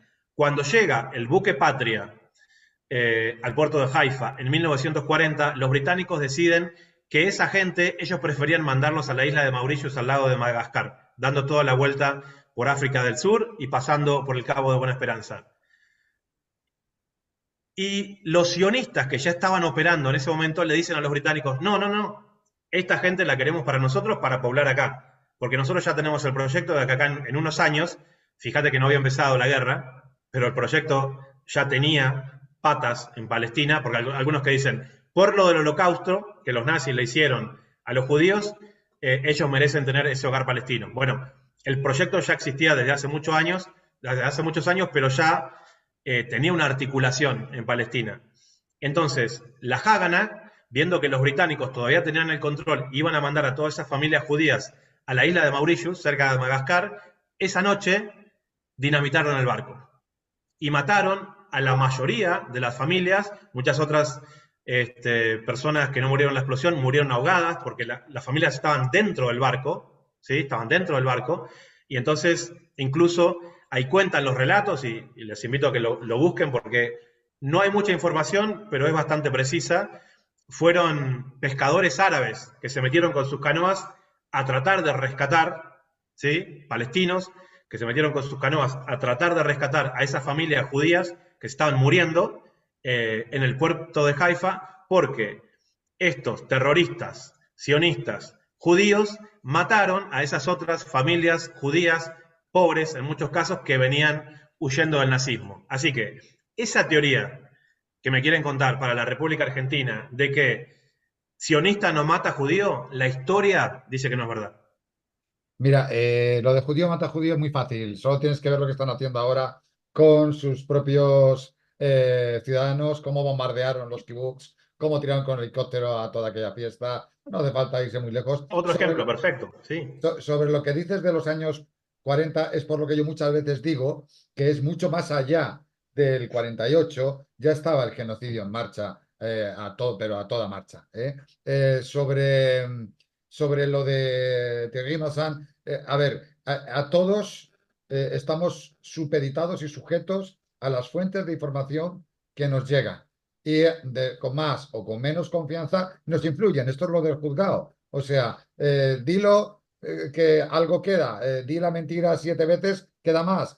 Y entonces mueve todos los hilos y a todas tus redes sociales y queda ahí. Y por eso yo el otro día, por ejemplo, con lo de Pepe Escobar, dije, yo no estoy matando al mensajero. Yo estoy diciendo que lo que no hay que ser, ni siquiera entre nosotros, es endiosarnos hasta el punto de que Iñaki no se puede equivocar, Sebastián Salgado no se puede equivocar, Claro. o Chema no se puede equivocar. Pepe Escobar, de hecho, y tú sabes que yo estoy en discrepancia con algunos temas, tema COVID y demás, con él también, pero además hay veces que él ha hecho un criterio, un análisis que no ha coincidido con el nuestro, y lo hemos dicho, en base a los mismos elementos. Y ojo, lo que nosotros no tenemos ahora mismo es ni sus fuentes, ni los datos finales, y ha habido toda una, dentro del mundo alternativo, toda una, de información alternativa, toda una red de gente con la crítica no crítica. Yo solo critico que seamos capaces de tragarnos todo lo que nos venga sí o sí. En cuanto a RT, el tema de RT, por cierto, y por tanto no critico, en este caso sí que critico porque tenemos fuentes mucho más fiables y directas para saberlo. Quiero decir, yo acabo de mandarle un mensaje a RT, le he dicho a Anastasia y demás, oye, por favor, si queréis saber algo de este tema, llamar a Sebastián Salgado. Tengo que decir que por lo menos en RT en español suelen no seguirme ni mucho menos a pies juntillas el criterio, soy uno más de los que les diga cosas, pero sí que sé que influyo muchas veces en valores. Hemos metido gente allí que hemos propuesto, etcétera, pero realmente no me corto aquí ni un duro, lo sabe todo el mundo. Digo, no, RT la ha cagado en esto y mira, y lo quitamos un rato de los recomendados y lo hacemos con cariño, con uno de los nuestros, pero lo hacemos porque tenemos que poder criticarnos a la cara. Como decía Galeano, hay que a criticarnos, los camaradas se critican a la cara y se adulan por la espalda. Yo tengo que decir que básicamente seamos dialécticos, seamos científicos, seamos en ese sentido, hagamos un análisis serio de todos los elementos y sin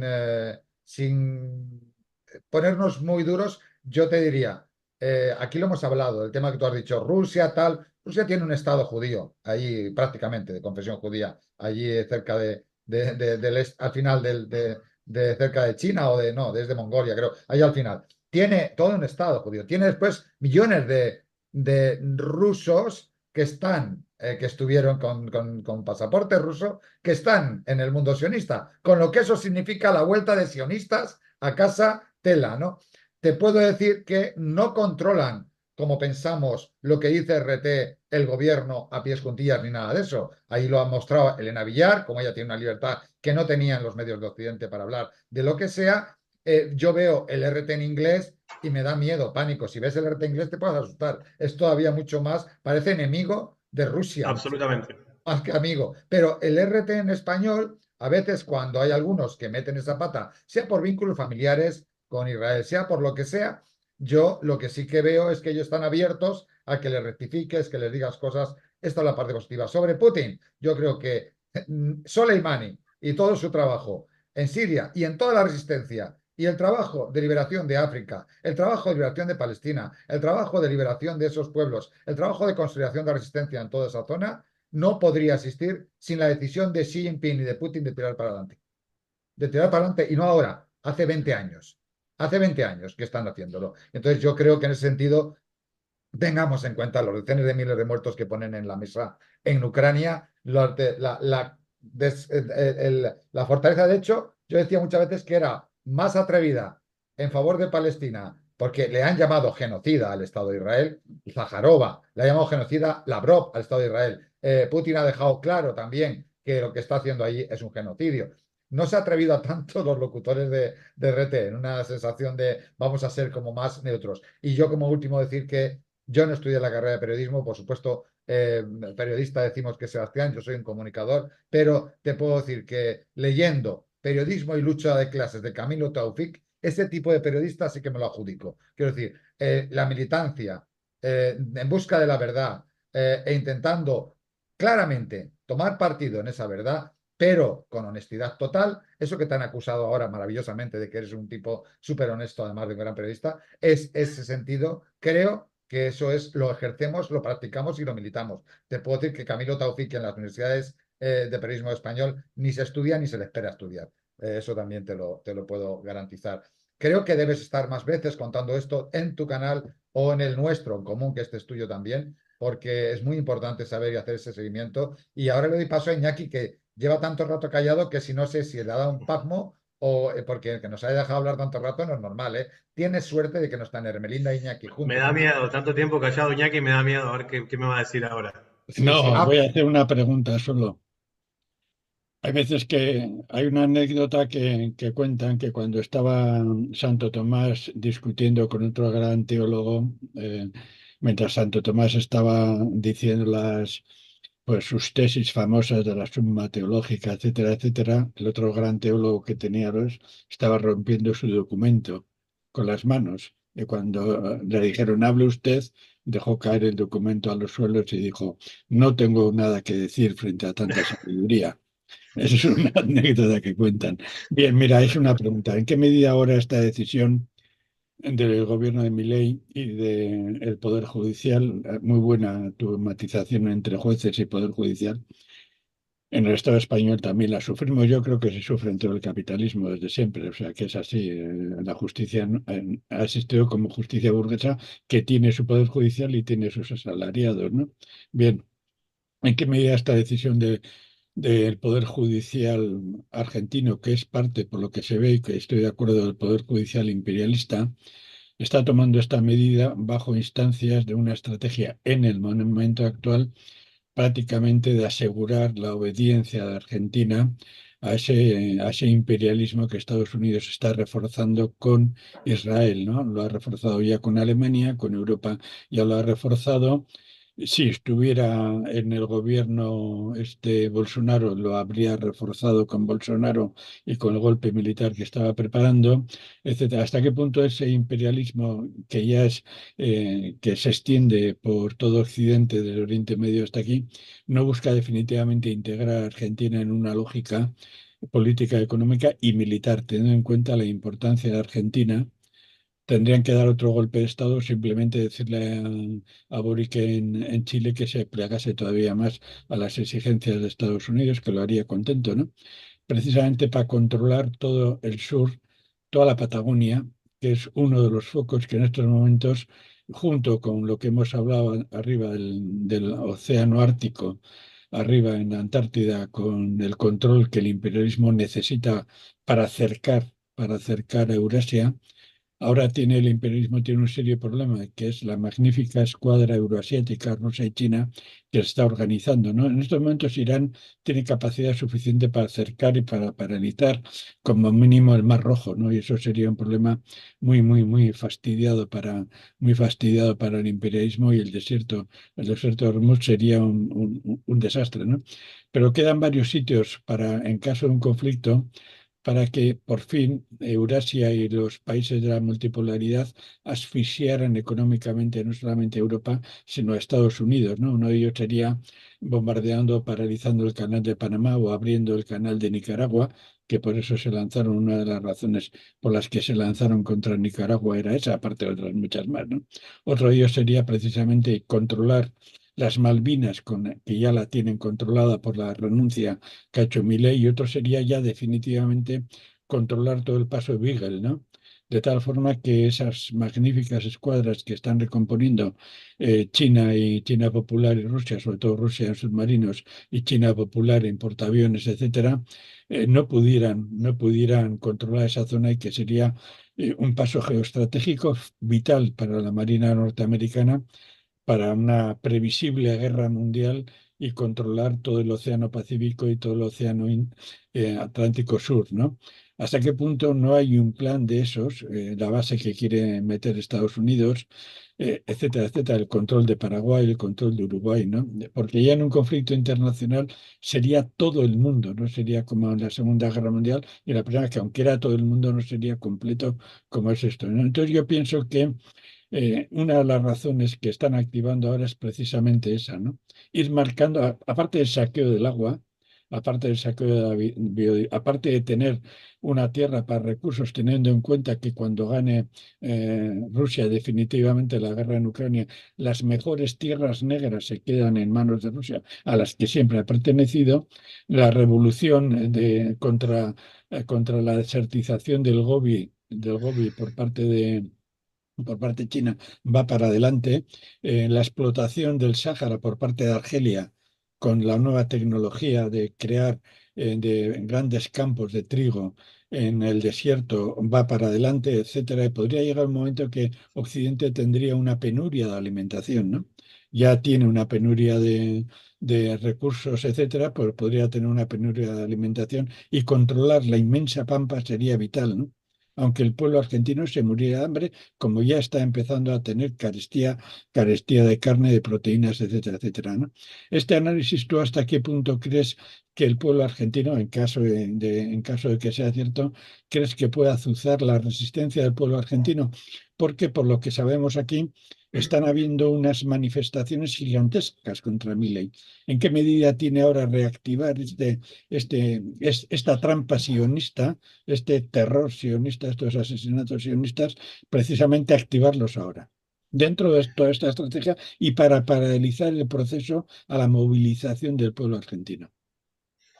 Sí, está bueno. Bueno, el planteo es amplio, pero yo sí veo puntos de coincidencia muy importantes.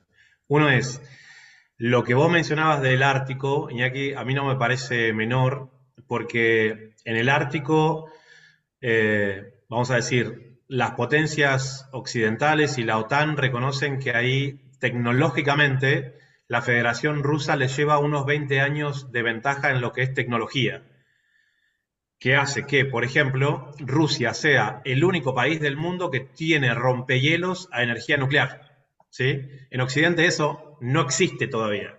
Entonces, imagínate la diferencia de tener un rompehielos a energía nuclear que puede andar sin necesidad de reabastecerse 3 meses a un rompehielos que tiene que andar cargando combustible de manera tradicional. Eso Estados Unidos, ni Inglaterra, ni ningún país europeo lo tienen. Entonces, para cuando ellos lleguen a esa tecnología, Rusia ya va a tener otros 20 años de que esos rompehielos con energía nuclear, no sé, tal vez tengan una capacidad armamentística que puede llegar a ser disuasoria, porque a pesar de que China no tiene salida al Ártico, lógicamente la Federación Rusa puede ser su salida a un nuevo esquema de la ruta de la seda si siguen intentando entorpecer lo que sería Europa, lo que sería Asia Occidental, con todas estas guerras provocadas por Occidente, que en definitiva van trabando esa ruta de la seda e intentan generar una nueva ruta comercial que tenga vinculación con Israel, que ellos de a poco están trabajando esa hipótesis. Y entonces, lógicamente, cuando Estados Unidos y Occidente ve que decir, bueno, la guerra por el Ártico es muy probable que la perdamos. ¿A dónde nos queda otro recurso que se pueda llegar a parecer a lo que hay en aquel lado del mundo? En la Antártida, lógicamente. Y entonces no es casual que cuando ellos de alguna manera van dando esa guerra por perdida, en los últimos días, en la última semana, viene Laura Richardson, el 2 de abril, que es el aniversario de la Guerra de Malvinas, ese día baja en territorio argentino el gobernador de la provincia de Tierra del Fuego, el gobernador Melella, que tiene una impronta que nos gusta bastante en muchos aspectos, porque las Islas Malvinas pertenecen territorialmente a la provincia de Tierra del Fuego. Entonces el gobernador, cuando supo que venía esta tipa, dice, la declaramos persona no grata. Pero claro, es el gobernador. ¿Qué hace Laura Richardson y qué hace Milei? Se van a encontrar en Tierra del Fuego, en Ushuaia. Y Milei salió como si fuera un perrito faldero a encontrarse con ella en la ciudad donde el gobernador la declaraba persona no grata y dándole y recibiéndola con todos los honores como si fuera una jefa de Estado. Y asumiendo la realidad de que ellos iban a empezar a trabajar esta instalación de una base que obviamente le ponen una excusa de desarrollo científico, pero reconociendo que es de cara a que sea el último puente antes de llegar a la Antártida para Estados Unidos, que ellos dicen que va a ser de operación conjunta, tan de operación conjunta como puede ser Rota en España. O sea, ahí no se mueve una hoja en Rota sin que Estados Unidos diga si eso se puede hacer o no. Y ahí se ve realmente que algunas de las cosas que están pasando en otras latitudes, a nosotros, con la vulnerabilidad que tenemos ahora, que convierte a Argentina, yo creo en muchos términos, en el país más débil del mundo en términos de las cosas que hay para robarle. Porque aquí, como vos mencionabas recién, está el litio, está el agua, están lo que ahora se le conoce tierras raras, la fertilidad de las pampas, tenemos todo realmente. Entonces, cuando no hay fuerzas armadas capaces de defenderla y al mismo tiempo la invasión cultural hace que la gente vote por un presidente que dice que su referente es Margaret Thatcher, o sea, la misma tipa, no solamente que fuimos a la guerra de Malvinas, sino que mandó a hundir al crucero General Belgrano fuera de la zona de exclusión de guerra de las Islas Malvinas, ¿sí? O sea, eso es otro acto que no se condice con la guerra en sí misma y antes de que hubiera ningún tipo de enfrentamiento. Los ingleses delimitaron un espacio de 200 millas náuticas alrededor de las islas como para que ellos pudieran llegar a lo que ellos sabían que después iba a ser la guerra, y dijeron, bueno, fuera de las 200 millas náuticas nadie puede atacar a nadie, ¿no? Como diciendo, si nos vamos a pelear, nos vamos a pelear en las islas. Y los militares argentinos dijeron, bueno, entonces, ¿cuál fue la estrategia? Sacar de las 200 millas náuticas al crucero General Belgrano, que era uno de los principales que teníamos en esa zona, aunque era un buque de los Estados Unidos de la Segunda Guerra Mundial, del año 50. pero para lo que eran las fuerzas navales argentinas era importante, creyendo en la palabra de esta tipa que lo mandó a hundir con un submarino nuclear. Esa persona es la referente geopolítica de Milei, que lo dijo en campaña. Y la gente vota por ese presidente. Por eso la gran derrota argentina es cultural, más allá de lo militar. Pero entrando también a lo militar, porque vos también lo mencionabas, Iñaki, Argentina acaba de comprar 24 aviones F-16, que son de la década del 80, Sí, sí, ¿sí? Que Dinamarca ya los tenía como descarte, que no queda claro qué tipo de armamento le van a dar, y cerrar un convenio que teníamos por los J-17 chinos, 0 kilómetros, como decimos acá, nuevo de paquete, ¿no? A estrenar por la Fuerza Aérea Argentina a un precio mucho menor, porque ahí sí China entiende el mercado de los países emergentes o algo así, y hay que decirlo, lo fabrican en Pakistán. Fíjate qué interesante ahora que hablábamos de la visita del presidente Raisi a Pakistán. Y Argentina tenía un avance por la compra de esos aviones. Salieron una serie de senadores a decir, ojo con lo que hacen ustedes con los aviones chinos, porque para nosotros esto puede ser considerado como una especie de acto de guerra si ustedes le compran aviones a China.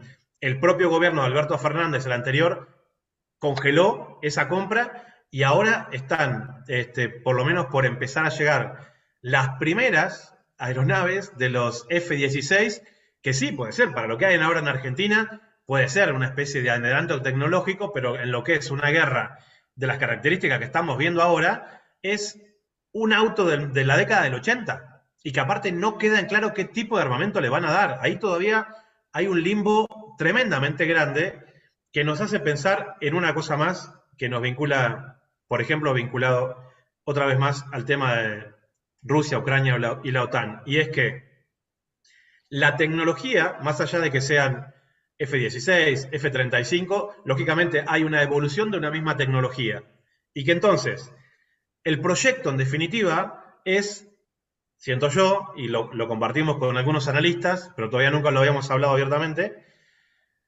adiestrar a los pilotos argentinos, que son excelentes, ¿sí? A los ingleses, más allá de lo que uno pueda pensar sobre la dictadura militar, les hundimos media flota con nuestra fuerza aérea, con aviones viejísimos. O sea, los ingleses no se esperaban la pericia de nuestros pilotos, y es al día de hoy que se sigue estudiando mucho esa guerra, y los aviones argentinos salían con el combustible justo, porque no el aeropuerto de Puerto Argentino en Malvinas estaba bombardeada la pista, así que tenían que salir desde Argentina continental, bombardear y volver rápido, y llegaban con la nafta justa. A veces había que abastecer en vuelo. Mostraron, ¿sí?, una pericia, una valentía que se ha visto pocas veces en una disparidad y en una simetría tan grande. Con lo cual, uno puede pensar, si aquellos pilotos son los maestros de nuestros jóvenes pilotos de ahora, y en Argentina debe haber tremendos pilotos.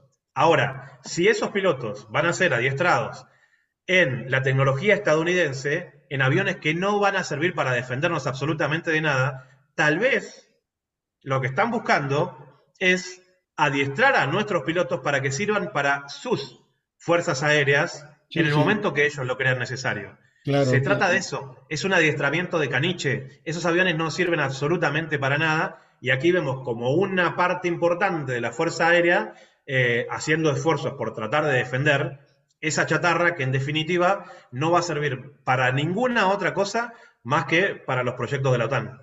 Una Fíjate que cosa hay idéntica. un detalle nada más, Iñaki, que fíjate que hay un tema en eso que estás planteando que tiene muchísima lógica, que es a los pueblos de nuestra América les venderán que son más de la OTAN o muy cerca de la OTAN del gran jefe de la OTAN, porque se integran de esa manera. Y a Europa le están diciendo que no tienen que tocar la OTAN para ayudar a Ucrania, sino lo que tienen que hacer es enviar soldados a Europa. Fíjate, o sea, enviar soldados a Cancillería de Europa como Europa, que es un problema que tenéis vosotros, y no vamos tocando la OTAN, de modo que no me implica a mí tanto. Sí, mira, una cosa, sí. Mira, una cosa que a mí eso, es obvio, ¿no? Lo que has comentado. Igual quieren hacer con los pilotos y con las tropas argentinas lo mismo que hicieron con las tropas ucranianas después del golpe de 2014, que mueran por Estados Unidos y por Israel. Prepararles material de segunda clase, porque en un principio era material de segunda clase, era material soviético bueno, pero muy antiguo, y que mueran por Israel y por Estados Unidos y por la civilización judeocristiana, ¿no? Y cuando Estados Unidos, Israel y Europa decidan, pues ya enviarán mejor material, pero mientras tanto, que Chile, que Uruguay, que Paraguay, que Argentina sea lo que Ucrania está siendo en Europa, en una situación de esas. Una guerra de proxy, pero llevado allí al cono sur latinoamericano. Y Sí, dentro sí, de la concepción estratégica de que ellos van a guardar sus recursos humanos cada vez más incapaces de ir a una guerra, como se está demostrando en Israel, o como no quiere Estados Unidos someterlos al desgaste psicológico de una guerra actual, sus recursos humanos los van a guardar para el caso extremo. Mientras tanto, que mueran los esclavos. Hay sí, importancia en esa mirada siempre antiimperialista global. Por cierto, aquí me dicen que cuando hablamos de estas cosas, a veces tenemos que poner el mapa. Voy a ser un poco más ágil a veces, porque sin el mapa a veces se pierden. Se pierde cualquiera, quiero decir, no que ellos sean menos que nosotros, sino que tienes que tener el mapa muy claro en la cabeza. Pero iba a decir que en la cuestión del eje antiimperialista del análisis, cada día cobra más importancia y recordemos, al imperio, en un momento dado, puede dejar una zona con un cierto bienestar, una zona sin guerra, una zona más tranquila, para aprovechar luego toda la circunstancia global según los elementos de equilibrio de fuerzas, de balance de equilibrio de fuerzas que tenga. Y eso solo se puede ver con eje antiimperialista. Por lo tanto, nadie puede ser de izquierdas haciendo de amigo del imperio. Y eso, cuando la gente lo tenga claro, verá que hasta cuando está pensando en la pensión del servicio de correos o de tal empresa ahí, si piensa sin pensar quién tiene detrás, lo tiene mal. Por cierto, me dicen aquí que el periódico precisamente que hablabas antes está ya como dueño mayoritario los ingleses, que eso tiene huevos para Argentina, ¿no? Que sean los ingleses. Ahora ya te diré que aquí pasa lo mismo, el grupo mediático aquí, Prisa y todos esos, tienen a BlackRock y a los dueños de aquí son totalmente ya ingleses y compañía, Y sionistas. y sionistas. no, absolutamente. Bueno, y tan es así como lo dice Iñaki, que ya hasta ahora, desde la década del 90 y en esta etapa de la famosa guerra del Golfo, Argentina había quedado como aliado extra OTAN. Ahora, nuestro ministro de Defensa, un muchacho que da mucha vergüenza ajena, que cuando fue a revisar los aviones se sacaba una foto con el casco tipo Top Gun, como queriendo demostrar que él tenía alguna especie de conocimiento vinculado a la defensa aérea. Pidió a la OTAN que la Argentina se sume a ellos como aliado global, como diciendo, súbanos un rango, ¿sí?, dentro de la OTAN, porque miren que nosotros estamos dispuestos a ir a todo con ustedes, ¿eh? Sí, sí. Y bueno, creo que eso es de alguna manera algo que va haciéndonos ver un poco más claro esto que dice Iñaki, de que se trata de eso, o sea, intentar de que Argentina de alguna manera sume sus fuerzas militares a defender las guerras de la OTAN, cuando en realidad es la OTAN la que nos está ocupando las Islas Malvinas. Por eso yo digo, no hay país más débil que la República Argentina por esta derrota cultural que hemos sufrido y que estamos sufriendo, y que evidentemente pone en juego algo que yo vengo manejando desde hace algún tiempo, lo hemos hablado con ustedes, y que aquí ya en Argentina varios analistas empiezan a jugar con ese título también, lo cual me da gusto, ¿no? Algunos después de un tiempo, que es la balcanización de Argentina. Argentina Eso no se es habló rival en hace este tiempo, ¿eh? momento absolutamente para nadie. Eso se habló hace tiempo, cuando ya Benetton intentó quedarse con territorios, ¿eh? Y es las leyes extraterritoriales que se están pensando en Estados Unidos y en otros sitios, ¿eh?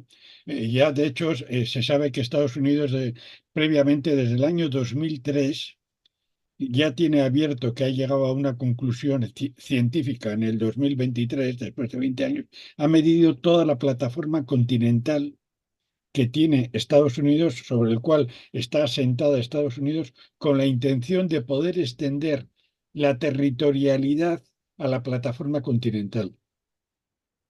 De tal forma que todo lo que habría en la plataforma continental submarina según ellos demostrado científicamente, sería ya propiedad de Estados Unidos. Eso por una parte. Más si a eso le añadimos la teoría que viene hace tiempo de los estados irresponsables, por la cual todos aquellos estados que tengan grandes recursos energéticos, naturales, de biodiversidad, etcétera, etcétera, pero que no estén en la práctica a las órdenes de Estados Unidos, deben ser controlados por la ONU, o sea, por Estados Unidos. Y ahí entra perfectamente, y de hecho los mapas que tiene Estados Unidos, casi todos hasta no hace mucho, hacían referencia a territorios y países latinoamericanos. Ahora perfectamente le pueden meter a Argentina ahí dentro. O sea, eso está.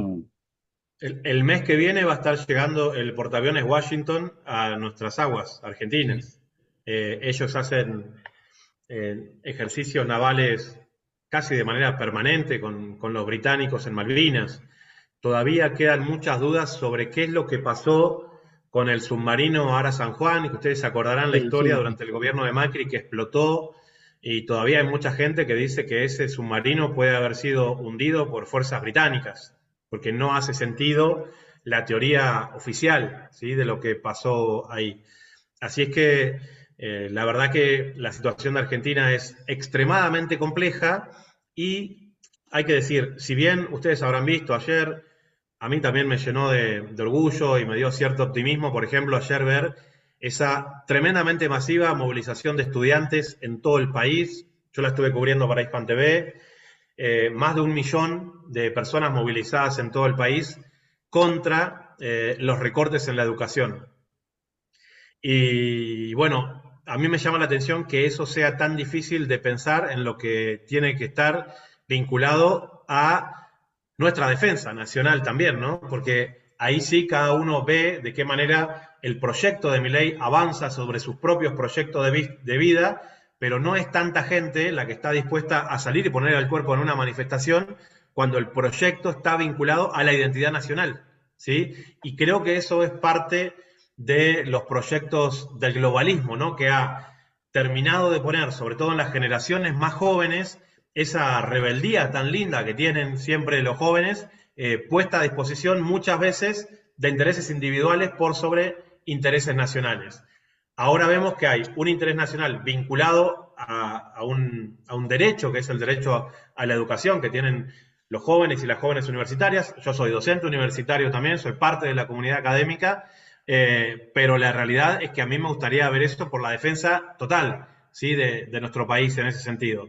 Y pareciera que por ahora eso todavía puede ser algo bastante distante. Sí, yo pienso que eso es también por muchas razones, obviamente, pero me interesa ahora solamente resaltar una, y es la siguiente. Es cierto que en estos momentos hay una tendencia al individualismo, entre otras cosas, para encontrar puesto de trabajo, para aprender la universidad, etc. Y que eso, una razón de esa movilización impresionante puede estar ahí, ¿no? Pero también, y esto es mucho más peligroso, dentro de esa razón, dentro de esa tendencia al individualismo y al consumismo, etcétera, y al cosmopolitismo, etcétera, hay una presión interna de todo el entramado cultural y político de lo que se llama la factoría Disney, o sea, todo el factor de introducción de una concepción anglosajona de la existencia, por la cual la cultura europea se está salvando, lo mismo que la cultura griega antigua se salvó por Grecia. Ahora la cultura europea y por tanto la cultura occidental, toda nuestra América, toda Europa y todo Estados Unidos y Canadá, por consiguiente, se están salvando gracias al nuevo esfuerzo civilizatorio estadounidense. Y eso va entrando. Mira, por ejemplo, muchas partes, muchos hijos de las burguesías vendidas y colonizadas de nuestra América ya piensan más en norteamericano que en brasileño, que en argentino, etcétera, etcétera, porque ya se les ha metido la cabeza que ellos son parte de esa cultura anglosajona, aunque tengan el componente castellano, el componente originario de las naciones. Este es un proceso que se está estudiando ya desde hace un tiempo y que no solamente, mira, te voy a poner un ejemplo y acabo, ¿eh? Aquí en el Estado español, en la nación galega, en estos momentos, el que es posible, el que le pretenden ser presidente del Estado español, Feijóo, hizo unas declaraciones tremendas hace unos años y dijo que para que la juventud galega tuviera puestos de trabajo, textual, tendrían que aprender inglés para que fueran buenos camareros. Una vez que aprenden Ah, inglés bueno, para que qué lindo sean proyecto.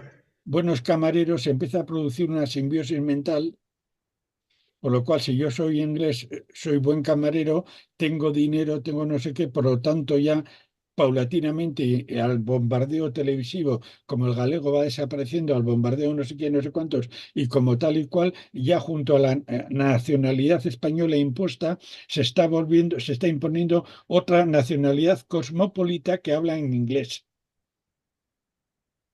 Y de ahí va a llegar a una situación doble. Por una parte, hablo en inglés en el trabajo, en no sé dónde, en las redes sociales, en esto, en otro, ta, ta. Por otra parte, sigo siendo español, aunque ya no soy galego. Y la tendencia es que este proceso se vaya extendiendo en todos los países occidentales. O sea que no me extrañaría nada que que pasara lo mismo en Argentina, porque en mi ley es el caso característico. Y la pasividad de No, nuestra es burguesía, así y de una manera tan tremenda, digamos, hace los mandados del gobierno de Washington que en los últimos meses hemos visto dos acciones que hablábamos ahora, ¿no? De poner a las Fuerzas Armadas Argentinas a disposición de la OTAN y cuidado que no nos quieran hacer enfrentarnos con algún país hermano, sudamericano o latinoamericano, porque ya en el gobierno de Macri hubo sí, una no, serie de investigaciones vinculadas a que sí, supuestamente sí, habían mandado a militares argentinos a hacer una especie de sabotaje desde la frontera colombiana por Cúcuta, sí, sí, disfrazados de cascos blancos. sí, sí, Atención con los cascos blancos que son, si bien son una creación argentina del 90, ese concepto lo tomó el MI6 británico y yo los vi operando en Siria a favor de los británicos. Y en estos tiempos de Milei nos ha tocado ver de qué manera se van degradando las relaciones con muchos hermanos nuestros. O sea, pensemos con Venezuela. O sea, les robamos el avión más grande de transporte que tenían ellos para tratar de, no sé, suspender, eliminar el tremendo bloqueo económico que están sufriendo, que en muchos casos es conseguir remedios, medicamentos para su población. Aquí se lo secuestró Alberto Fernández y aquí Milei se lo regaló a los yanquis y se lo llevaron. Hoy, en este día que estamos hablando, Cubana de Aviación avisó que ya no puede volar a Argentina porque las autoridades aeroportuarias argentinas le dijeron que ya no le van a dar abastecimiento a sus aviones. Esto es hoy. sí, sí, sí, sí. Entonces, claro, Cubana de Aviación, imagínate, llegamos allá, no tenemos combustible, no nos dan el servicio aeronáutico para que nuestros aviones puedan volver hacia Cuba. Entonces, hoy se está terminando los vuelos hacia Cuba. El presidente Milei salió a decir dos veces en una campaña de CNN, porque la primera se la dijo a Patricia Yaniot y la segunda al otro mercenario este de Oppenheimer, y solamente a esos dos periodistas vinculados a CNN le dijo: el presidente Petro es un comunista asesino. O sea, esa es una campaña de CNN. Después tuvo que recular y pedir disculpas, pero el daño está hecho. De López Obrador salió a decir otro disparate. Entonces, cuidado que no nos busquen generar enemigos internos dentro de nuestra región para asustarlos con esos aviones chatarras que nos están obligando a comprar, porque ahí sí el drama yo creo que sería doblemente trágico. Sí, sí, sí, sí, sí, sí. Lo apuntaban aquí algunos en el YouTube, en el chat, que miráramos la posibilidad de que creen un conflicto también interno en la zona de nuestra América, lanzando unos contra otros, que eso también es sistemática habitual del imperio, ¿no? En varias ocasiones ha estado a puntito, y en las ocasiones peores de caída del imperio portugués y el imperio castellano, recordamos lo de la Triple Alianza, en realidad venía de esas derivas de imperios que estaban en decadencia, ¿no? Sí, sí. Intentando crear esta situación. Bueno, yo, para que queráis estar más veces, yo diría que podemos ir cerrando hoy capítulo. Además, no sé si mañana tenemos una grabación, ya le he dicho a los compañeros por la mañana, con los compañeros colombianos y con Mafi Barreto, de Colombo Venezolana. para emitir el viernes en el programa. Y mañana seguimos en nuestro informe diario, Iñaki y yo, a ver si continuamos con los temas de actualidad que nos hayamos ido dejando hoy, que por cierto, creo que puedes estar orgulloso, Sebastián, porque esas manifestaciones masivas en Argentina también nos inspiran a todos cuando vemos que salen por derechos tan fundamentales. Y habría que poner aquí una conexión, un hilo rojo con las manifestaciones estudiantiles casi de la época del Vietnam en Nueva York, en Sí, las en Estados universidades de Unidos. Colombia, que además me alegro mucho porque en esa zona tenemos a Danny Shaw, que también han hecho venganza, el lobby sionista, el AIPAC y toda esta gente para hacerle daño y tirarlo después de casi 2 décadas de profesor ahí en la universidad pública. Sí, ahí Y estuvimos compartiendo con él. sí, y hay una gran movilización por Palestina ahí en esas universidades a todo nivel, ¿no? Y no olvidemos que allí el poder que ha tenido el sionismo para convencer de sus argumentos y sus razones genocidas es bestial y están fallando, no están pudiendo, no están pudiendo. Sí, fíjate que en toda la manifestación de ayer, que eran ríos de jóvenes, la única bandera de otro país que vi, y fueron tres banderas palestinas. Entonces, me parece que hay un hilo interesante ahí que está despertando y que, bueno, por lo menos nos siembra una esperanza, ¿no? De que hay jóvenes que tienen conciencia de dónde estamos parados en este tiempo y que, bueno, están dispuestos a manifestarlo. En dataurgente.com, no dejéis de verlo, visitarlo, animarlo, aunque a él le hace falta poquito, porque tiene mucho más seguidores que nosotros. Nosotros estamos contentos con los 200 en directo habituales y con los muchos miles que lo ven luego, pero sobre todo porque la gente que nos sigue militante es una gente de militancia de altísima calidad y lo notamos y lo sabemos y lo vemos. Y luego la difusión que hay paralela, que eso es importante. Pero Sebas está con un crecimiento en difusión importante pues debido a lo que es, ¿no? A sus capacidades a la hora de llevar un análisis a la gente en sitios y en terrenos tan jodidos como es en nuestra América, ¿no? Que se nota también. Europa y nuestra América son, en fin y al cabo, ahora mismo el mundo del espacio de la censura. Bueno, Iñaki, Mande. penúltimo en hablar. Hoy no te doy ahí les va, pero mañana te prometo uno y tengo también Estás sorpresas para creando mañana. muchas expectativas, ¿eh? Como sea un Sí, fraude, no, mañana ya verás. tenemos una cosa buena, una cosa bonita. Sebas, camarada, cierras tú el Sí, programa de que hoy. cierre Sebas y yo ya me marcho. Bueno, Sebas, nos veremos. No, gracias. Como siempre, un gusto charlar con ustedes. Che, Mañaki, es un honor poder compartir estos temas, el interés que generan las cosas que pasan de este lado del mundo también. Así que bueno, siempre me da gusto que podamos avanzar juntos en estos proyectos que hacen tanta falta en un momento de tanta censura, ¿no? Así que como siempre, a la orden y esperemos poder seguir sumando amigos y amigas que estén presentes en estos canales.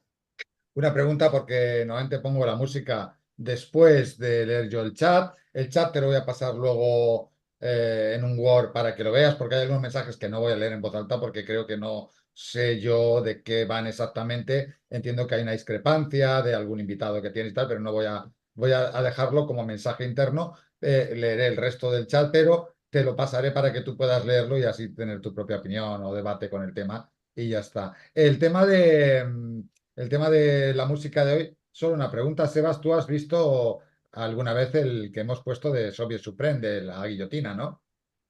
Sí, sí, sí, sí, ese lo vi, sí, es muy bueno, muy bueno. Ese es muy bueno. Bueno, entonces nada. Sí. Entonces te voy a poner uno nuevo, que solo hemos puesto una vez por el tema de Haití, pero es como una carta de un cantante haitiano, una carta en aquel momento pues al presidente norteamericano, entonces está por lo que daño que le están haciendo a Haití. Es muy fuerte el momento dado que lo dice, no sé si lo has visto, pero es una música linda. Os despido a vosotros con esa música ahora y ya a los camaradas les pondré otra después del chat de YouTube. Así que os silencio para poner la música y espero que la disfrutéis. Bueno, ser malísimos. Adiós. Hasta otra.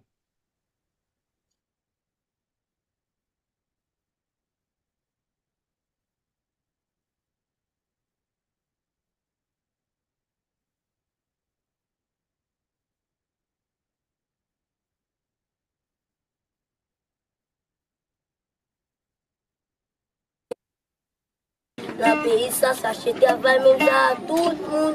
Moi y a l'école, en baba c'est dit qu'accordé. Up to $13 billion from international relief organizations were committed. But who are the beneficiaries of this? The Clintons have made out very well from the Haitian earthquake. The rest of the country, the ordinary people of Haiti, not so much. Everybody on this stage wants all the people who are prospective investors to make money. We do not think it is a bad thing to make a profit. We are telling the world of the crimes that Bill and Hillary Clinton are responsible for in Haiti.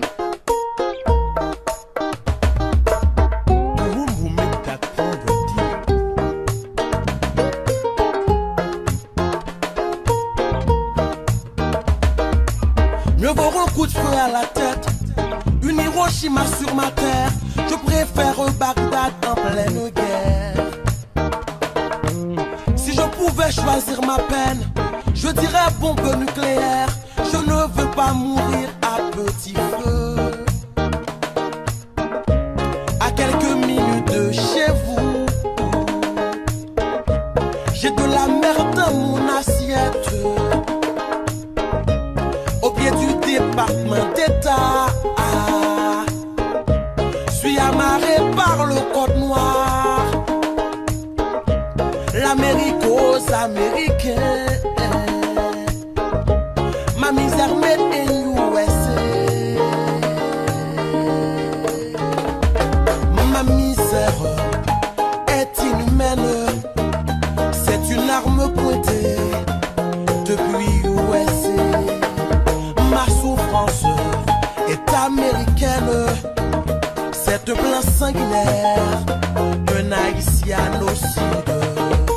Oh, oh, oh, oh, oh, oh, oh, oh,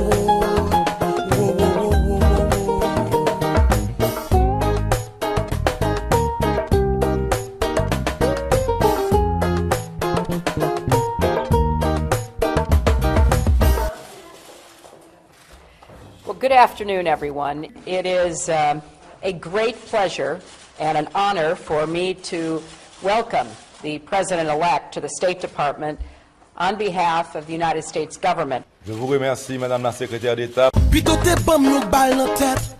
To ke pays mak Hiroshima, mwen tap pito Iraki nan la guerre. Sou te bam chan choisi pen mwen, tap doutouye mak nucléaire. Mwen pap d'accord pou mrele dja papa. Ade pa wap taye panda, wap force manger sa para. Nan pied tap département d'État, de pied maré ak yon code noir. Ou ti tout Amérique la sépare. Même Jacques Misère moi c'est Zakou. Misère moi son médecine joual qui sorti l'autre bord de l'eau.